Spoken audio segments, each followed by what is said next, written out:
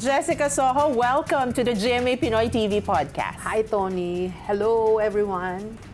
Congratulations on another achievement, the Icon of Filipino Media Excellence Award by the Global Filipino magazine. Thank you to the Filipino community in Dubai, especially to the Global Filipino magazine for giving me this award. I'm so grateful and honored, and also because it brought me to Dubai and it inspired my program KMJS to produce stories about our global Filipinos in Dubai. It took us so long to come over, but I think it's worth it because the stories from here are excellent. They're good. They're worth producing features for KMJS. KMJS na yan. Kapag may mga ganitong award, ma'am, ano yung feeling? I mean, is it a receipt of everything you have accomplished, or in a way, mas nakaka-pressure din para sa'yo? Both, to be honest. Tony, you know, I've always been consistent in telling our reporters and our producers or those who I trained na it should never be about us. We are not the story. When you're a journalist, you're there to listen to the stories and to tell their stories in the best possible way. It should not be about you. You are not the story. We have to check ourselves to not be so full of ourselves, 'di ba? Dapat mas nakikinig tayo, and whatever rewards or consequences that come our way, consequences lang 'yon. We're not hindi 'yun ang dapat na reasons for our being. Like in my case, I took up journalism kasi in UP, no? Ideally, I should have ended up working for print journalism. And in print journalism, you get bylines, but you're not supposed to be seen, di ba? Wala sa consciousness ko, or I did not really plan on becoming well-known or becoming famous. Wala sa akin yan. Ang alam ko lang, I'm a reporter or a journalist. I have to get the story. I have to get the story or the stories right. Kailangan makaabot ako sa deadline. Hindi ako mapagalitan ng editor ko. Day in and day out, when I was a reporter, ganun yung mindset ko. And then when they made me producer, or when they made me head of the news, ganun pa rin. Kasi we don't really have the luxury of internalizing things too much or overthinking other than the story. Siguro ang naging edge ko, or I think it's also a curse, no, or a problem. Masyado akong focused sa work. Laging work. Hindi nga maintindihan ng tatay ko nun why I have to go to, kailangan salubungin yung bagyo. Parang, pag inisip mo nga, to laymen, napaka-ridiculous nun, di ba? Nagre-report ka, ma'am, na, stay away from these places. Oo, tapos kami yung sasalubong sa mga bagyo. And then when they quarantine Holo, for example, dahil may gulo sa Holo dati, parang ginawang off-limits yung Holo. Heto kami nagkukumahog para makapasok ng Holo just when people were being asked to evacuate.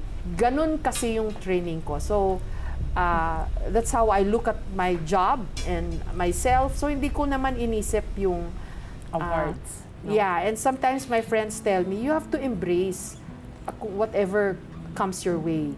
So, yun hindi ko pa nahahack. All these years, 40 years na ako next year, no, January 2025. Pero hindi ko pa rin siya nahahack.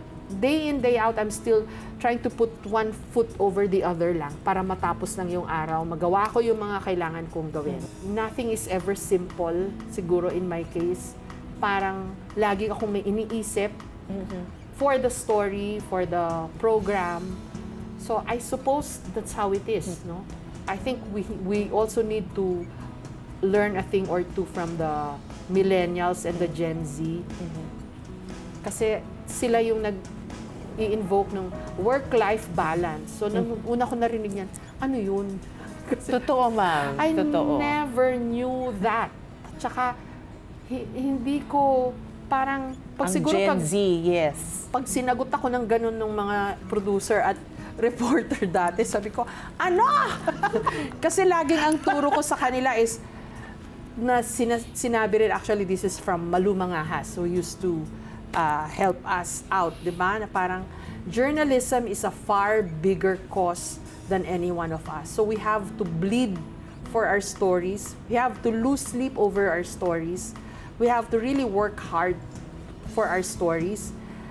It is never about us. So it's far bigger than any one of us. So kumbaga, ang pinaka-importante sa lahat yung istorya. Because hindi lang yan simpleng storya Yung makikinig at manunood sa atin, may impact sa kanila yung storya natin. So lagi akong ganon. When I was running the news, for example, lagi akong natatakot na baka pumalpak ako at mananagot ako dun sa mga nauna sa amin, yung mga pioneers ng GMA News. So lagi akong takot kay Mr. Seva, kay Tina Palma, na baka isang araw tatawagan nila ako, "Hoy, anong ginagawa niyo sa news? Bakit ganyan?" So parang I was always conscious of that, na we have to build on what they established. Kasi actually, ang ganda ng history ng GMA News GMA News was put up by the former ABS-CBN producers and reporters who lost their jobs during martial law. I think may kwento to so it's a good opportunity for me to make kwento dito sa podcast mo. Nawalan sila ng trabaho sa ABS-CBN. Sila Mr. Seva, si June Bautista, si Tony Luzano, si Ray Vidal, yung mga cameramen, si Steve Serna, si Mang Rick Villegas, si Nap Pineda, si Boy Sonsa. Yung mga news pioneers, nawalan sila ng trabaho sa ABS kasi nagsara. So ang ginawa nila, so for I don't know how many years, wala silang trabaho. Until one day, I don't know who came up with the bright idea. Bumili tayo ng block time sa GMA. Kasi ang GMA nun, pinapalabas combat. Tsaka kung ano pang programa. Ang news lang daw ng GMA nun, si Uncle Bob Stewart would get the newspaper and read the newspaper sa TV. Yun ang news nila. So, ang ginawa ng mga taga-ABS, bumili sila ng airtime sa GMA, and then that was how GMA News started. So, dahil alam ko yung ganon na pinagsimulan ng news, parang lagi akong natatakot when I was head of news na baka pumalpak ako. Kawawa naman yung mga nag-put up nito, yung mga pioneers. We were standing on their shoulders. So, I did my best along with everyone. Ayoko naman mag-claim ng credit. The news is never the credit of a single person or any program or any story for that matter sa news and public affairs. Lagi naman tayong team effort. So, lagi akong natatakot. I was always running scared. So, siguro yun ang problem ko. I'm always too focused. Your thoughts on traditional media versus the new media platforms? I worry and I lose sleep over this. Actually, kasi nakikita ko to, actually okay pa nga ang Pilipinas Kasi mataas pa yung credibility at trust sa traditional news sources.